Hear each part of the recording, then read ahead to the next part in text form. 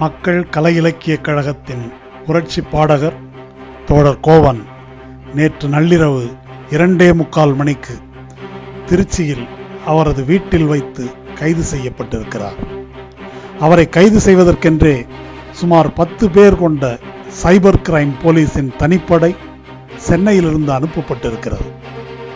அதே நேரத்தில் சரியாக இரவு 2:45 மணிக்கு தஞ்சையில் தோழர் காளியப்பனின் வீட்டிற்குள் கொல்லைப்புறமாக சுவரேறி குதித்து உள்ளே நுழைந்திருக்கிறது சென்னையிலிருந்து சென்ற இன்னொரு தனிப்படை. வீட்டில் அவர் இல்லை.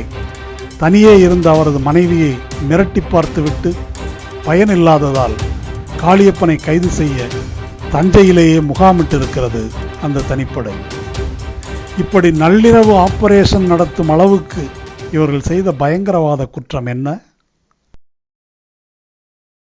ஊருக்கு ஒரு சாராயம் தள்ளாடுது தமிழகம்.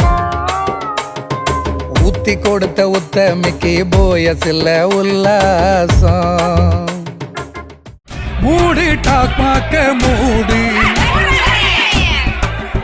நீ மூடு டாக்மாக்க மூடு, நீ ஓட்டு போட்டு மூடுவான்னு காத்திருப்பது கேடு. டாஸ்மாக்கை எதிர்த்து 2 பாடல்கள் பாடியதுதான் கோவன் செய்த குற்றம்.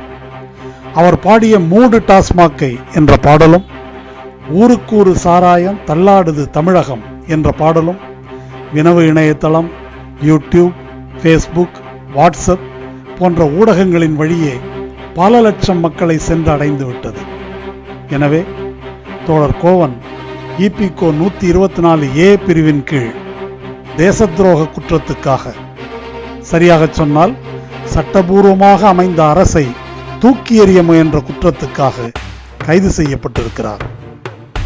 இதனை பொய் வழக்கென்று கூற முடியாது. டாஸ்மாக் காசில்தான் அரசாங்கம் இயங்குகிறது.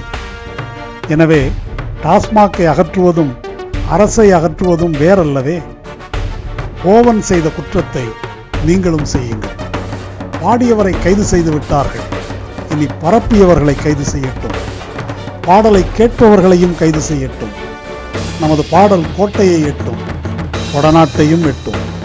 மூடு டாஸ்மாக்கை என்ற மக்கள் குரல் அவர்களை செல்லுமிடமெல்லாம் விரட்டும்.